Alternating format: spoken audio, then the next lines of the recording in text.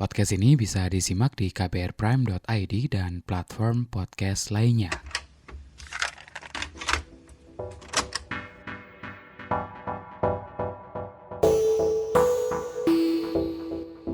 Masih dalam rangka International Transgender Day of Visibility, hari yang dibikin khusus buat meningkatkan kesadaran akan terjadinya diskriminasi terhadap transgender di seluruh dunia, sekaligus perayaan kontribusi mereka di dalam masyarakat. Di episode kali ini, saya ngobrol bareng Dew. Kali pertama kenal dia dari workshop fotografi Love Bus. Kalau kamu pengen lihat foto-foto hasil workshopnya, bisa dicek di laman lovebus.kbr.id. Nah, bareng Dew, saya ngobrol perkara ruang aman yang dia bikin untuk teman-teman transmen atau transpria. Pengalamannya sholat Jumat kali pertama di masjid dan tentunya cerita cintanya. Anda mendengarkan Love Bus bersama saya, Asrul Dwi. Love Bus, membicarakan perkara yang tidak dibicarakan ketika berbicara perkara cinta. Sekarang lagi sibuk ngapain? Kalau sekarang itu aku kan di dinas. Kedua juga aku kan lagi proses untuk mau masuk kuliah lagi kan. Yang kedua aku fotografer, foto wedding, tapi hanya khusus editing. Jadi kita ada tim juga, tapi aku hanya bagian editingnya. Nah kalau yang malam aku ngajar untuk gantiin papa. Ngajar apa tuh? Mata kuliah? Administrasi. Kerjaan utama kan di dinas. Aku masih tenaga honor hitungannya. Tenaga ahli yang dijadikan tenaga honor. Gimana kehidupan pekerjaan di institusi pemerintah gitu?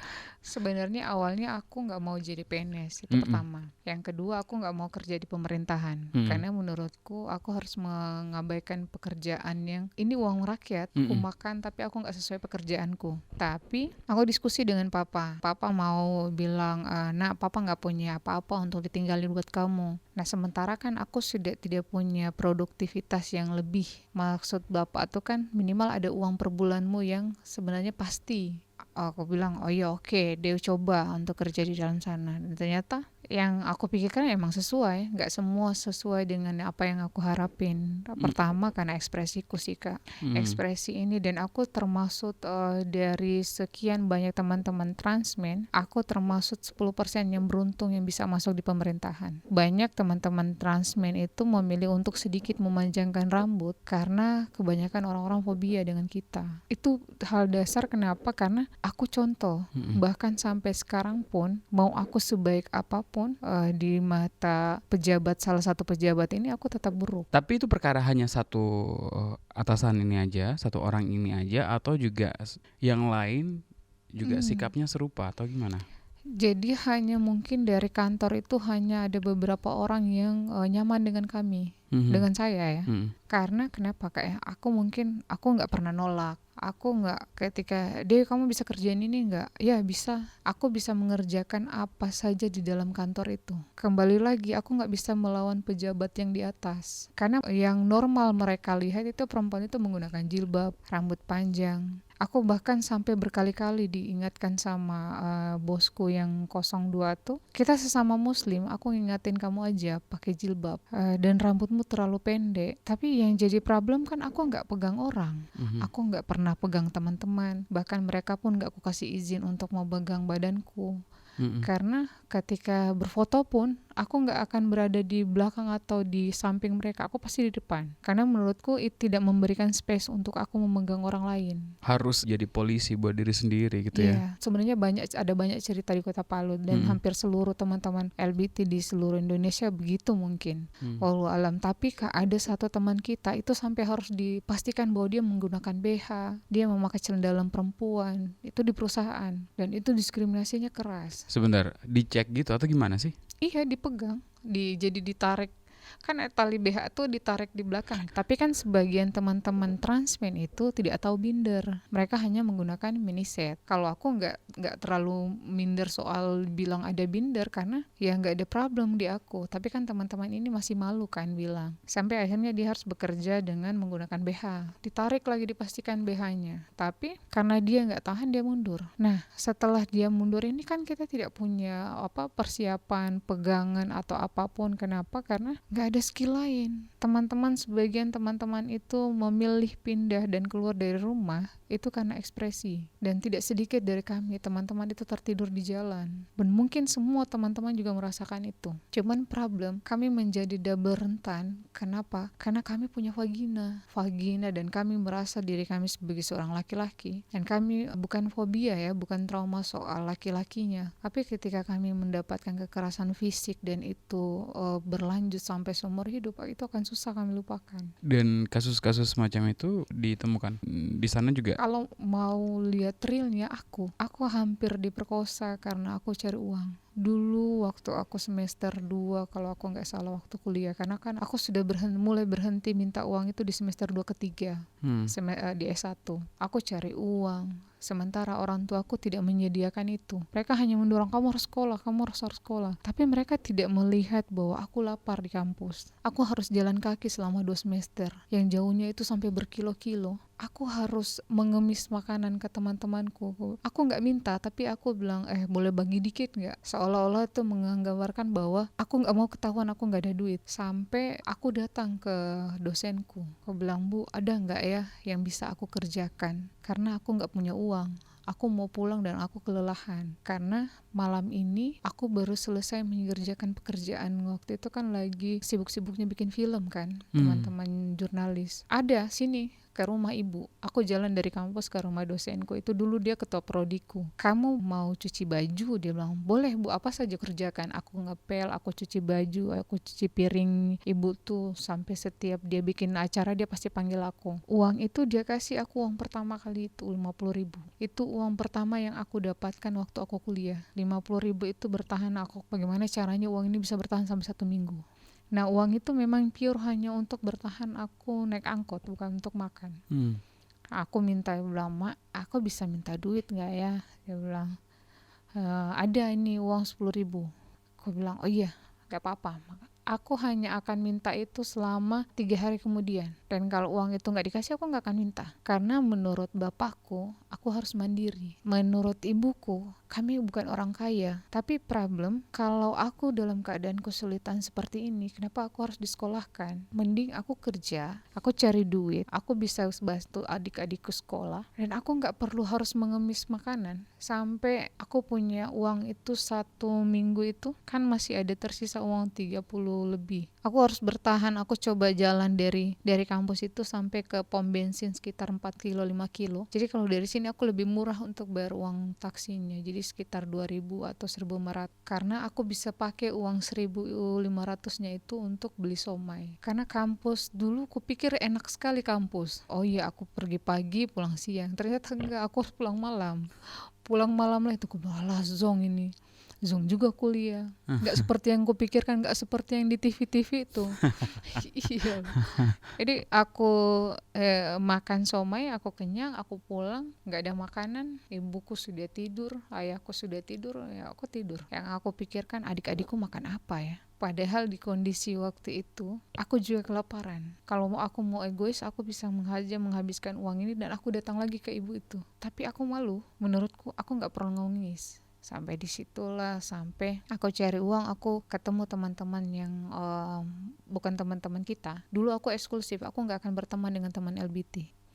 Karena menurutku kalau aku berteman dengan mereka itu akan bocor. Aku memaksakan diri untuk berpacaran dengan laki-laki. Pertama lumayan buat nganterin aku bolak-balik kampus kan.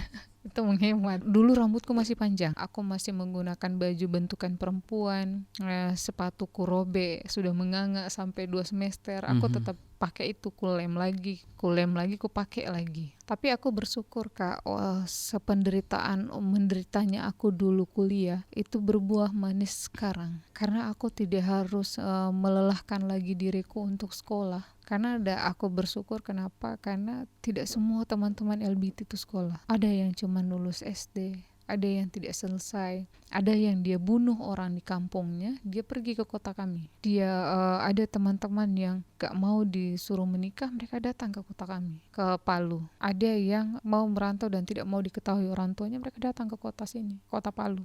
Ada banyak macam-macam teman-teman. Kami sebenarnya bisa berdaya lebih dari ini. Aku sukanya teman-teman transmen di Kota Palu hampir sebagian itu tidak mau bergantung dengan orang lain. Mereka mandiri. Tadi kalau dengerin ceritanya, dia kan kekerasan seksual gitu rentan dialamin teman-teman gitu. Kemudian juga banyak teman-teman yang lainnya yang kabur dari rumah gitu. Kalau di Palu ada nggak sih ruang-ruang aman buat teman-teman ini mungkin bisa tinggal atau numpang sementara gitu?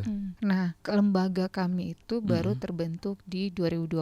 Awalnya itu hanya kolektif LGBTQ+.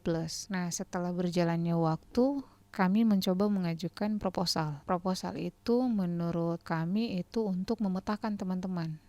Kami mau melakukan pemetaan. Aku nggak berani bicara karena kami belum memetakan teman-teman ini. Tapi untuk ruang aman kami belum punya. Aku punya tanah yang menurutku itu strategis untuk menjadi rumah singgah teman-teman. Nah, tanah itu lagi aku perjuangkan untuk dirubah menjadi rumah, tapi di belakangnya kos-kosan yang untuk khusus teman-teman yang terlantar. Karena kalau nggak kayak gitu, ada teman-teman yang numpang. Kebanyakan teman-teman saat ini mereka numpang dengan teman-teman yang lain. Jadi kosnya itu dibagi beberapa orang. Dan kita juga belum menyediakan tempat wadah teman-teman ini karena kami baru. 14 Oktober kemarin kami resmikanlah namanya menjadi Sahabat Sultan.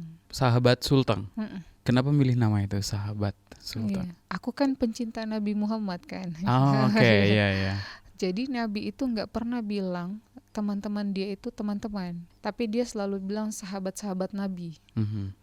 Dan aku lihat filosofi sahabat-sahabat Nabi itu semuanya setia. Bahkan mereka sampai berdarah-berdarah, bahkan mereka sampai terpotong-potong, mereka tetap menjaga melindungi Nabi. Bahkan cerita sahabat Nabi itu digambarkan di dalam Al-Quran. Filosofi itu satu. Yang kedua, karena menjadi pendiri ini kan kami berdua. Aku bersama Dinda. Jadi menurut Dinda, sahabat nggak akan ninggalin kita. Tapi kalau teman, dia akan ninggalin kita. Keluarga akan ninggalin kita. Tapi sahabat mau bagaimanapun, mereka pasti akan datang. Karena dia punya salah satu sahabat yang menurut dia itu ketika dia susah, real dia datang. Mereka pindah ke Palu gitu, mengharapkan mungkin kondisi yang jauh lebih baik gitu ya daripada di kampungnya. Atau mungkin memang ada bagian-bagian di masyarakat di Palu sana yang memang menerima. Ada nggak sih hal-hal yang kayak gitu? Sebenarnya begini Kak, jadi Palu itu punya sejarah soal transpuan dan transmen. Kayak gimana tuh? Kalau transpuannya itu Bayasa dan kalau transmennya itu Nabalaki. Itu ada sejarah daerah. Tapi kan kita tidak bisa berpatokan pada itu terus. Cuman untuk sekarang masyarakat Kota Palu itu sedikit tabu melihat teman-teman ini. Karena kenapa? Yang dandan orang menikah transpuan, yang bikin dekor orang transpuan, yang merias orang-orang wisuda transpuan, yang bekerja berat itu ada transmennya. Nah, mereka akhirnya mungkin terbiasa melihat itu, tapi tidak semuanya menerima. Kita kan saat ini kami nggak tahu kasus karena kami belum melakukan advokasi kasus ke teman-teman ini. Cuman kami intens untuk datang dulu. Awalnya aku datang ke kos mereka. Aku ceritakan soal program, aku ada organisasi ini, bla bla bla bla bla, dan itu tidak berhasil. Karena orang-orang teman-teman kita itu nggak tertarik. Mau bagaimanapun kau punya organisasi yang membentuk ini, kalau nggak ada impact ke kami, keluar aja. Impact yang diharapin apa? Pertama, apa tujuan kami masuk? Kalau impactnya mungkin mereka juga berharap banyak ketika ngapain kok urus-urus hidup kami? Toh nggak ada organisasi, kami masih hidup sampai sekarang. Tapi merubah mindset mereka berpikir itu yang penting. Kami mencoba membangun nilai positif untuk teman-teman LGBT itu di mata masyarakat. Kalau mereka melihat heteronormatif yang mereka bermesraan, pegangan tangan, itu mereka lihat biasa aja. Tapi kalau kami yang pegangan tangan, itu ini semua yang bikin sial Palu. Ini semua yang bikin gempa-gempa Palu ini. Ini sudah kaum Nabi Lut. Ini semua yang bikin gempa kemarin. Padahal gempa kemarin itu bukan karena kami. Dari obrolan kita tadi kan, Deo termasuk seorang yang bisa dibilang religius gitu kan, mengidolakan Nabi Muhammad gitu kan. Nah, ya kan. Nah, artinya kan perlu juga kemudian ketika ada celetukan-celetukan atau stigma, stereotip semacam itu dari masyarakat gitu, perlu juga menawarkan atau menjelaskan narasi yang lainnya yang berbeda gitu. Itu juga dilakuin nggak? Kalau aku lakukan. Tapi kalau hanya aku saja dan itu sampai ke satu orang, itu lama. kalau 10 teman yang aku sampaikan bahwa minimal mereka menerima diri dulu. Gak perlu dulu kita jelaskan mereka soal konsep SOGSC, soal HAM-nya, soal apa bla bla bla yang sudah kami ketahui. Karena itu butuh proses memang.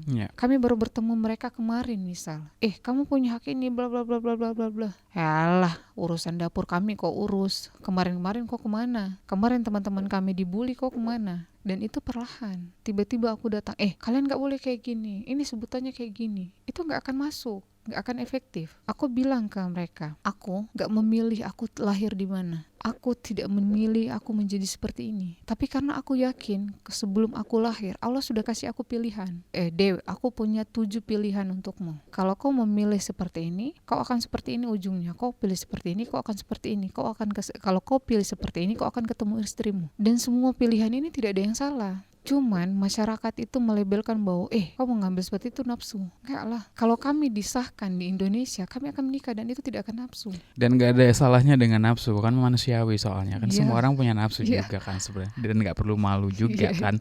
Sejak kapan sih sebenarnya mulai mengekspresikan gitu ya gender Deus gitu? Kalau mau dilihat sejarahnya, aku dari kecil udah suka perempuan. Aku udah main kelereng, aku udah main gambar, aku gak suka main baju-baju.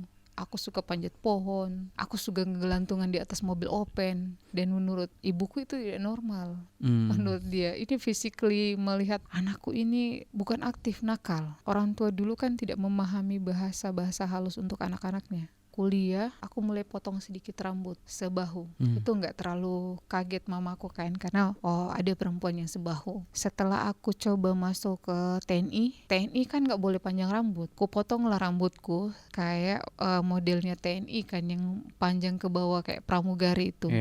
Kulihatlah mukaku kayak gimana, mukaku kayak nggak sesuai wajah. Aku lihat, ku bilang potong depannya. Dipotonglah depannya, itu membentuk lapisan kayak rambut Lee Min Ho pertama. Kagetlah mamaku. Ngapain kau potong rambut kayak laki-laki? Aku indikasinya mungkin karena sudah banyak menurut dia keluarga kami yang LGBT. Dia takut anaknya jadi salah satunya. Padahal sebenarnya ya kamu udah terbiasa dengan keluarga itu. Karena mamaku takut aku jadi salah satu di antara nenek dan tante-tanteku itu, dia jadi panik berlebihan. Sampai aku di 2010 lulus SMA, aku bilang, "Ma, aku mau masuk polisi. TNI dulu pertama." "Jangan TNI, gak mau mama kau terlalu keras. Polisi saja." Oke. Rambut masih cantik rambut itu. Masih menurut mamaku, oh iya masih anak perempuan mama ini. Ribet kali lah rambut ini.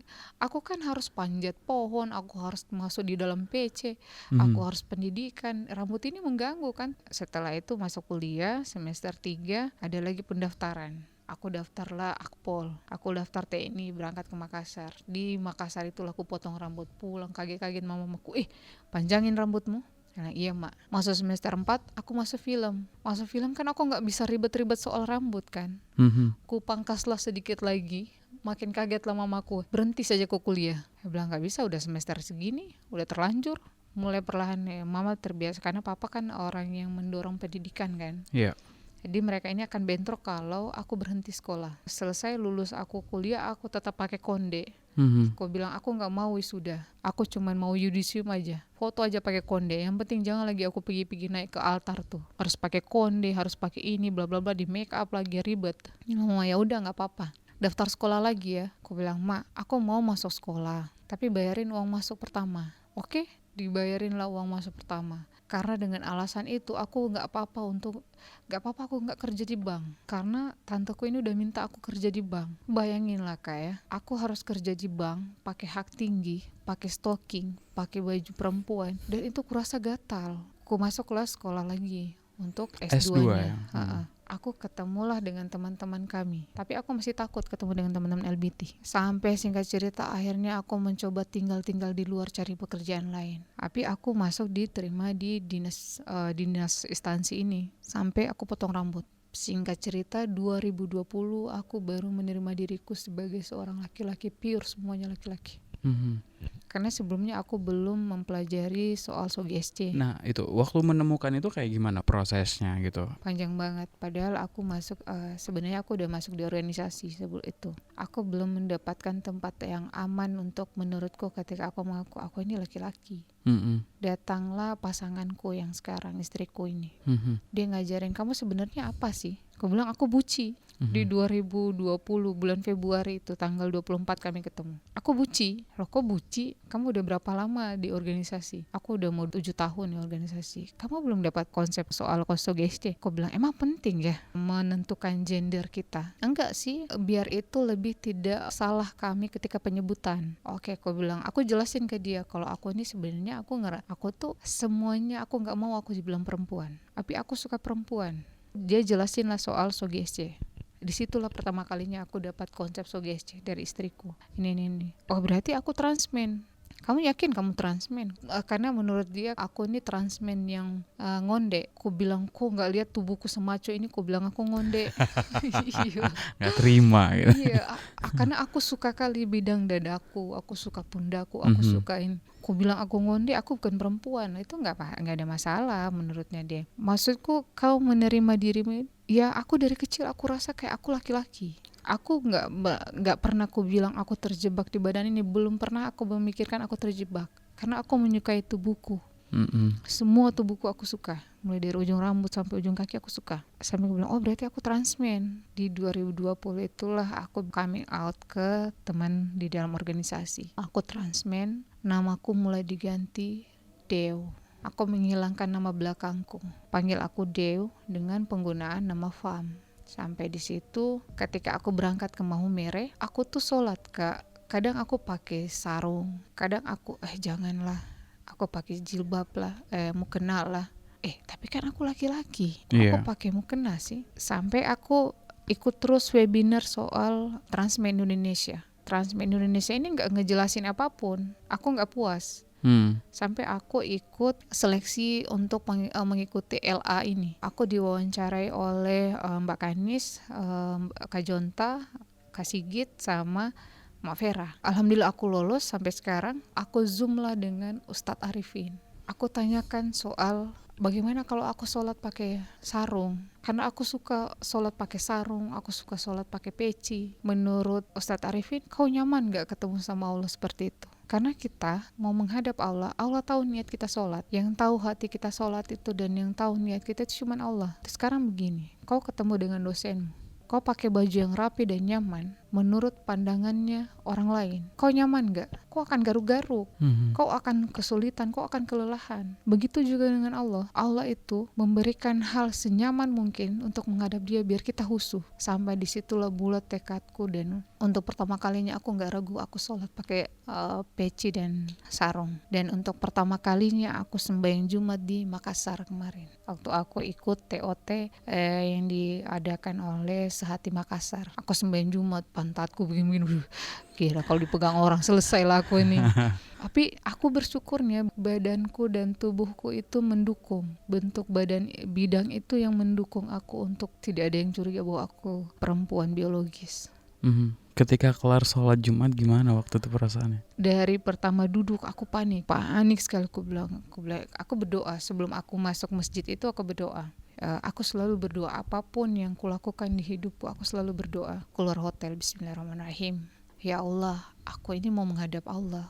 Karena menurutku sholat Jumat itu wajib untuk laki-laki. Tapi kalau menurut Allah aku salah, kasih aku hambatan di perjalanan. Apa saja, kasih saja aku hambatan. Tapi gak ada satupun hambatan. Aku masuk, aku susun sendalku karena kan aku gak suka kotor. Karena aku pikir pasti keinjak sendalku ini. Karena kalau aku lihat sendalku dan aku tiba-tiba menunduk dan aku melihatkan gelagat perempuan, itu akan terlihat curiga orang-orang ini. Aku taruhlah sendalku di ujung, aku rapihin, aku bersihin dulu, baru aku wudu. Aku bilang adalah. Aku kira bom Hiroshima kayaknya jatuh di sini lagi kedua kalinya. Udah duduk, udah tahrim orang udah khutbah. Aku berdoa lagi sampai aku kan karena kan untungnya itu social distancing kan. Tiba-tiba ada yang dua orang merapat ke kanan kiriku. Paniklah aku, berdoalah aku. Aku bilang, ya Allah, aku mau sholat, aku mau ketemu Allah. aku tahu aku akan bisa sholat di mana saja, tapi minimal mau merasakan sholat Jumat berjamaah ini. Sampai setengah jam aku duduk karena khotbah nih, aku bilang alah lama kali Ustadz nih bicara, selesai cepat lah. Aku mau semuanya Jumat ini. Sampai akhirnya Allahu Akbar, Allah, sampai orang kamat, alhamdulillah. Dan dari pertama Allahu Akbar sampai tutup aku gak berhenti menangis. Aku bilang, ya Allah, aku sayang kali ya Allah, aku sayang kali nabiku, ya Allah, aku sayang kali sama Allah. Aku ini orang yang bukan mencari jati diri, aku ini orang yang sudah menempatkan diriku sesuai apa yang aku tahu dan apa yang aku yakini. Karena menurutku dan apa yang sudah diberikan informasi, aku nyaman ya Allah, aku ketemu Allah begini. Dari awal Allahu Akbar itu air mataku gak berhenti menetes. Sampai aku ruku, sampai aku sujud, aku gini-giniin biar gak basah kan ini. Aku bilang, aku ingat doaku, tapi yang terakhir aku ingat, aku bilang, ya Allah nikmat sekali sholat Jumat ini. Dan itu pertama kalinya aku sholat Jumat. Jadi setiap aku keluar kota aku pasti sholat Jumat. Itu kapan, berapa bulan yang lalu? Oh iya, 12 Oktober. 12 Oktober. Itu kali pertama sholat Jumat aku gitu ya? Aku sholat Jumat. Aku ditemenin salah satu teman transpuan yang tetap menggunakan peci. Jadi aku mewanti-wanti mereka jangan terlalu jauh dari aku. Ternyata tetap aja ada yang nyelinap masuk di antara kami. Kan Gitu. syaf harus rapat Iya. kan kalau sholat gitu. Biasanya gitu kan, ketika kita dibesarkan dalam lingkungan agama yang konservatif, kemudian kita nyadar kalau orientasi seksual kita berbeda atau gender kita berbeda gitu ya, yang dibilang gak seharusnya itulah kata orang gitu kan. Yang terjadi kebanyakan kan berjarak gitu ya dengan agama gitu. Dari cerita Deo justru makin jadi dekat gitu kan hubungannya dengan agama, dengan Tuhan gitu. Apa yang bikin itu tetap lekat gitu? Karena aku dari kecil selalu dilihatkan soal gambar Nabi, dan aku tidak punya idola lain selain Nabi. Nabi Muhammad ini idolaku dari aku masuk TK. Papaku bilang kalau Nabi itu dia kayak gini. Jadi papaku menjelaskan, walaupun aku nggak ngerti, tapi aku penasaran siapa sih Nabi Muhammad ini. Jadi aku cari tahu. Dari kecil aku cari, oh ini Nabi kok nggak ada mukanya ya? Nggak ada mukanya, cuma digambar-gambar cahaya kayak gini. Aku bilang, papa kok Nabi itu papa gambar dia kayak manusia, tapi ini cuma cahaya. Kita nggak bisa gambarin Nabi. Nah, aku mulai berpegangan soal Nabi. Aku mulai tahu membaca itu kelas 4 SD. Disitulah aku mulai mencari soal buku-buku Nabi, 25 Nabi. Cuma Nabi Muhammad lah yang aku suka sekali. Sampai aku dikasih buku sama papa. Ini ada buku, baca bukunya Nabi Idris sama Nabi Khidir. Aku gak tertarik. Aku lebih tertarik sama tulisan Allah sama tulisan Nabi Muhammad. Okay. Nah, aku sukanya nenekku itu orang yang taat agama. Nenek kakekku, nenek cicitku aku masih dapat, mamanya nenekku. Jadi mereka nggak ada masalah ketika menurut mamaku aku nakal, menurut nenekku aku lucu. Karena aku nggak seperti anak perempuan yang lainnya. Okay. Tapi nenekku bilang, sholat hal terberat di hidupku karena nenekku meninggal. Yeah. Jadi nggak ada lagi orang di dunia ini yang menganggap aku ada, yang menganggap bahwa aku ini penting, aku ini istimewa, aku ini anak yang aktif, aku ini anak yang lucu, aku ini anak yang pada umumnya. Nggak ada lagi yang peluk aku ketika aku dipukul. Tapi aku terus belajar soal Nabi Muhammad karena papaku selalu beli buku itu. Aku jatuh cinta dengan Nabi itu karena seburuk apapun orang melakukan Nabi, dia nggak akan marah. Seburuk apapun orang perlakukan Nabi Muhammad, dia akan tetap mendoakan hal baik tentang orang-orang ini. Dan itu yang aku pegang sampai sekarang. Aku tetap mendoakan seburuk apapun orang, seminimal aku punya pegangan Nabiku, bahwa aku tahu seburuk apapun nanti, aku yakin Nabiku panggil aku di akhirat. Karena aku cinta kali sama Nabi aku. Karena jelas di Al-Quran di situ dibilang, satu kali saja kesebut nama Nabi, sejauh apapun kau di padang Arafah sana, dia pasti menyebutkan namamu. Umati. Aku umat Nabi Muhammad. Aku juga umat yang secara garis besar aku mengikuti semua anjuran Al-Quran. Aku bukan orang yang perempuan yang menyerupai laki-laki, enggak. Aku orang yang menganggap diriku laki-laki. Dan itu berbeda konteks. Iya, tadi nyebut soal cinta gitu ke Nabi Muhammad. Kalau cinta duniawi gimana? Cinta duniaku itu tergambar ke istriku. Itu gimana ketemunya? Cinta duniawi dan akhiratku itu aku ke istri. Aku bukan berarti mengabaikan keluargaku. Aku tetap nomor satukan mereka. dan istriku ada di sampingnya. Aku mengingat Allah dan Nabiku itu sama dengan mengingat nama istriku. Oh wow. Iya, mudah-mudahan teman-teman bisa terapkan, dan ketika ada teman-teman yang dengar, Mm-mm. aku Allahumma shalli ala sayyidina Muhammad wa ala sayyidina Muhammad. Allah Allah Allah Allah. Aku mengingat Allah dan aku bersamaan mengingat wajah istriku. Aku menyebutkan namanya. Aku bilang, aku nggak akan mendoakan dia lebih dulu. Aku pasti mendoakan aku. Mm-mm. Karena aku belajar dari iblis. Iblis hanya mendoakan orang lain dan tidak mendoakan dirinya. Karena waktu cerita malaikat Israfil datang dan malaikat Jibril datang ke iblis, kami lihat di bawah ada tulisan salah satu makhluk Allah yang nantinya dia akan dilaknat sampai akhir kiamat. Berikan kami syafaat dan doamu. Iblis ini kan iblis orang yang paling beriman, dia paling taat. Dia mendoakan semua malaikat di situ. Dia lupa mendoakan dirinya. Itulah yang aku tanamkan ke diriku. Aku doain diriku, ya Allah, berikan aku berkah hidup, berkah kesehatan, semua berkah yang menurutmu. Aku tidak melenceng dari apa yang Allah rasa itu tidak begitu baik. Setelah itu berikan kesehatan ke keluargaku, saudara-saudaraku, beserta istriku. Aku sebut dengan lengkap namanya. Doa pertama untuk diri sendiri tuh bagian dari penerimaan dan mencintai diri sendiri gitu gak sih? Iya, aku mencintai diriku. Aku bukan orang yang suci Kak, tapi aku takut api neraka. Aku takut di dunia aja terbakar ini aja takut. Awalnya ketemu sama istri kayak gimana? Dulu cerita cinta yang indah ini gimana awalnya? Aku ketemunya di Bali. Oke. Waktu pembentukan pertama CRM. Yang semua LSM lembaga ada, termasuk LBHM. Semua lembaga di Indonesia yang masuk di bawah, bukan di bawah, yang jejaring dengan federasi ikut. Aku termasuk beruntung karena waktu itu lembagaku masih calon dan aku didatangkan karena sebelumnya aku sudah pernah ikut ruah. Aku dikirimlah untuk CRM di Bali. Hari pertama aku nggak lihat istriku. Bahkan menurut semua orang di ruangan itu, istrimu paling cantik hari pertama loh. Kenapa kamu nggak perhatiin? Aku gak akan ngelihat orang kalau orang itu gak tegur aku. Okay. Karena aku lebih banyak menundukkan pandangan. Kecuali orang itu bertanya denganku, baru aku menatap. Kenapa gitu sebelum dilanjutin ceritanya? Karena menurutku aku menjaga mataku. Iya, aku akan menghormati orang di depanku kalau dia tidak bertanya. Menjaga mata itu sunnah gak sih? Iya, untuk laki-laki. Menjaga pandangan kan. Iya, masih ingat dikit. Oke, lanjut gimana? Jadi istriku pertama kali tanya ke aku nggak ada teman, aku ada orang yang bertanya, ada Keke, ada Ebi, ada Mak Loli yang paling intens ngejagain aku di sana. Kak Loli yang dari Jayapura, kok sini kok sama Beta? Dia bilang iya Kak. Aku malu-malu, kok pendiam, dia kok ikut sama Beta ya? Dia bilang iya, aku ikut makan ini. Beberapa teman-teman ada dekat, tapi aku nggak tertarik. Hari kedua, istriku tanyain aku, Kak dari Palu ya, Kakak tahu dunia ini serasa berbunga-bunga, serasa manis sekali dunia ini karena aku lihat senyum istriku ini. Oke. Manis sekali senyumnya istriku ini. Bahkan sampai sekarang itu semakin kemari senyuman istriku makin cantik. Kulihatlah, kok aku nggak kebayang.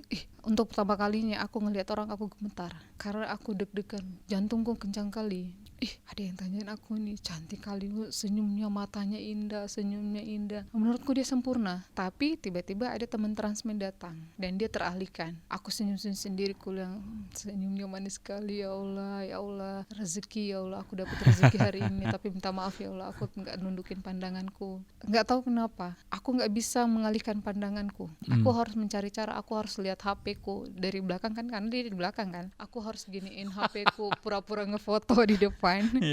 Biar kelihatan lagi istriku di belakang. Aku 1 jam sebelum pelatihan aku pasti di ruangan karena aku tahu dia pasti lewat. Setelah itu 3 hari berturut-turut aku sudah memposisikan teman sekamar dia di sampingku. Aku tahu dia pasti ke teman sekamarnya. Ternyata dia berbelok. Emang belum rezeki. Hari ketiga itu aku udah bilang ya Allah, aku menyerah, aku nggak mau kejar lagi. Tiba-tiba paginya Kak Loli tanya, so tukar nomor? Dia bilang belum Kak. Nggak kalah gentleman kali kau tanya ke sana nomornya. Nggak usah Kak. Aku orang yang paling nggak suka badanku kena orang kan. Kau mau aku Kak, nggak usah, nggak apa-apa. Minimal kok kenalan. Nggak apa-apa Kak. Kok ini kok tarik, ditarik lah sama Kak Loli dari sini ku. Bayangin kalau itu besar, tinggi. Kok lihat ini mutiara hitam yang bergerak. Mutiara hitam, oke. Dia tarik lah ini, ku bilang, kok pergi sana. Dia dorongnya aku kan. Istriku ini lagi ngobrol sama Kak Citra yang dari Tarinda Aceh. Ku lewatin lah orang LBHM ini. Ku minta lah nomornya. Kak, minta nomor. Gemeteran gitu ya. Iya, Kak, boleh minta nomor? Oh ya boleh. Karena dia ramah dengan teman-teman kita kan. Sudahlah. Dia bilang, aku di bakso ini nih. Intinya itu bakso paling enak di situ. Iya. Kowe ala maloli, mama pergi kita mah. Beta semua pulang jam 10 ini. Hah? Bagaimana aku deketin dia? Kau dekatin saja. Kau duduk, kau beli makanan. Dia, iya, kau belilah makanan. Kak, minta maaf. Kak Lolinya nggak bisa ke sana. Aku pun nggak tahu jalan. Naik Grab aja loh. Aku tunggu di hotel aja Kak. Karena kan aku nggak bisa ngomong sama perempuannya. Aku kalau orang yang nggak aku suka, aku bisa ngomong. Tapi kalau aku orang yang aku suka dari ujung kaki sampai ujung rambutnya, aku nggak akan bisa ngomong. Sampailah dia ke hotel, ku kasih lah strategiku, ku taruh lah makanan itu. Kau makan lah itu, nggak usah ku banyak tanya. Yang penting kau duduk di sampingku. Mak Loli udah bolak-balik karena dia mau balik kan. Dia udah senyum-senyum dia. Mami pulang ya, dia bilang iya Kak, iya, hati-hati di jalan ini. Kok ngobrol sama istriku, malamnya kami diskusi. Dia bilang, aku nggak bisa ngobrol di sini, panas, ke kamarku lah, karena aku nggak bisa tidur. Aku ke kamarnya, terus kami ke kamarnya lagi, teman kamarnya datang, aku kenal kulitnya. Aku bilang ya Allah, udah nggak apa-apa, udah bisa tidur ini aku. Udah bisa tidur karena teman sebelumnya itu ngorok. Aku nggak bisa tidur kalau orang ngorok. Karena aku bisa mendengarkan suara sekecil apapun. Kenal lah kulit tanganku, kenal lah kulit kakiku, udah dingin semua badanku. Udah lah ya Allah, udah bisa tidur aku ya Allah. Udah bisa tidur aku ya Allah. Dia bilang nggak apa-apa ya Allah, sudah syukur sekali saya ini ya Allah, nggak apa-apa, nggak dibalas juga, yang penting kena kulitnya. Udah ngobrol intens, kami berpisah tanggal 25 itu. Dia bilang, jangan hubungin aku kecuali aku yang menghubungimu, tapi aku berharap ini yang terakhir dan aku tidak akan menghubungimu. Akhirnya kami masa pendekatan itu 6 bulan. Iya, oke.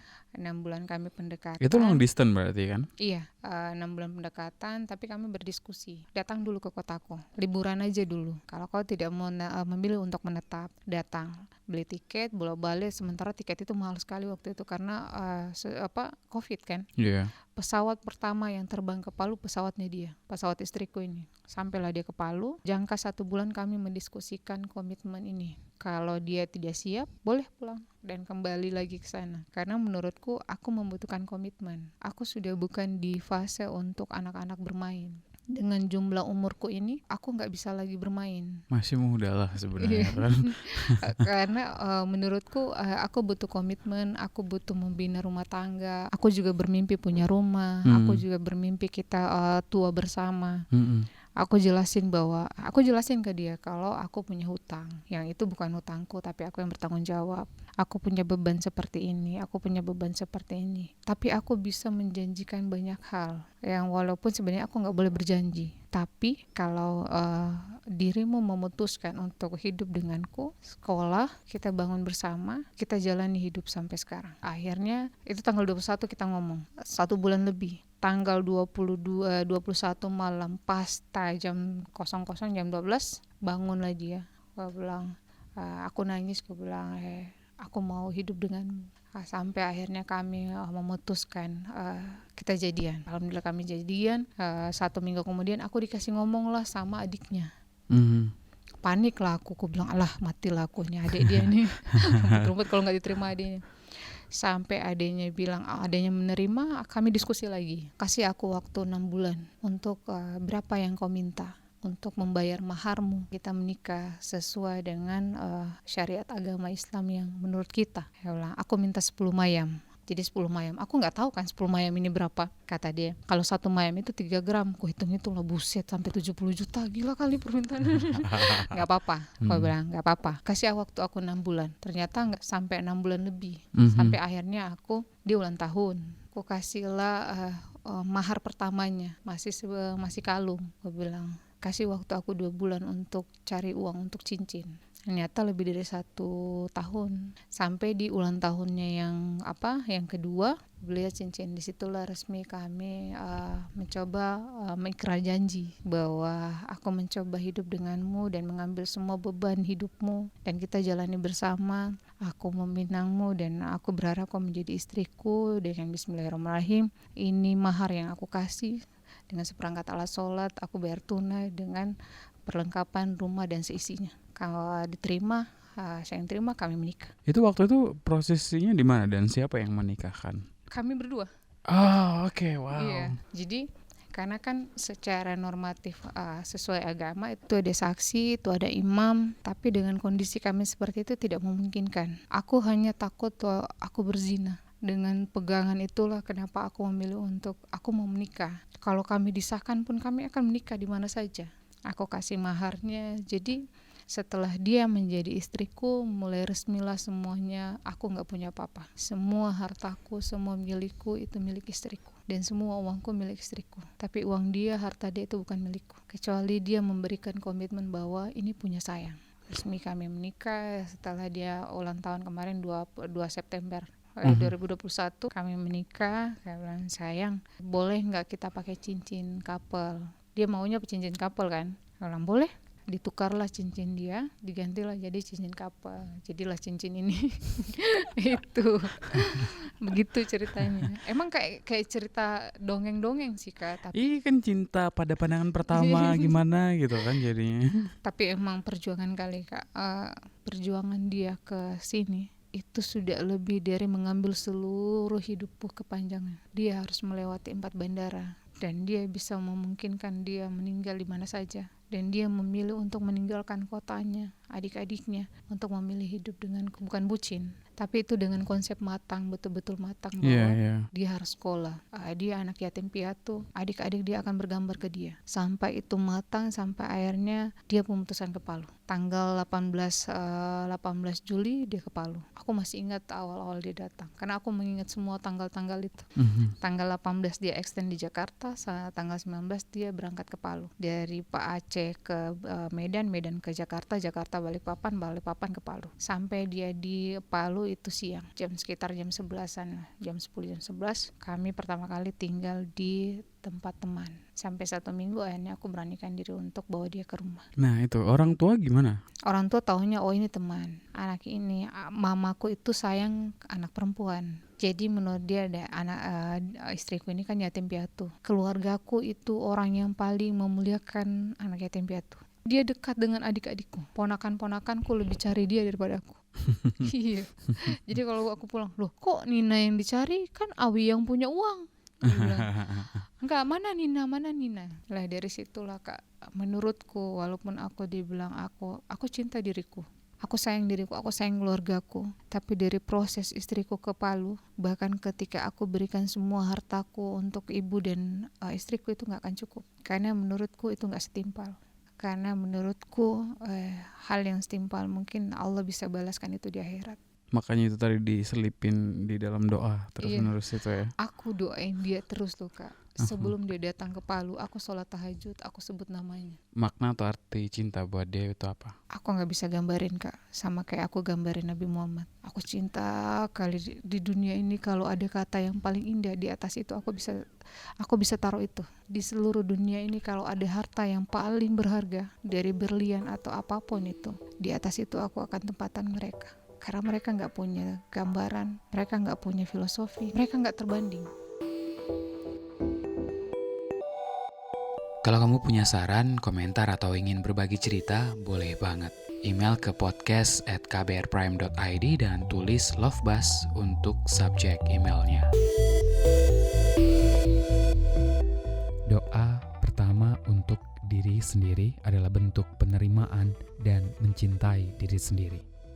Semua orang punya caranya sendiri untuk berdoa, dan kita tidak punya kuasa untuk menentukan doa seseorang itu bakal dikabulkan atau enggak, atau bahkan salah atau benar. Love Buzz, membicarakan perkara yang tidak dibicarakan ketika berbicara perkara cinta. Kunjungi kbrprime.id untuk menyimak beragam podcast lainnya dari KBR.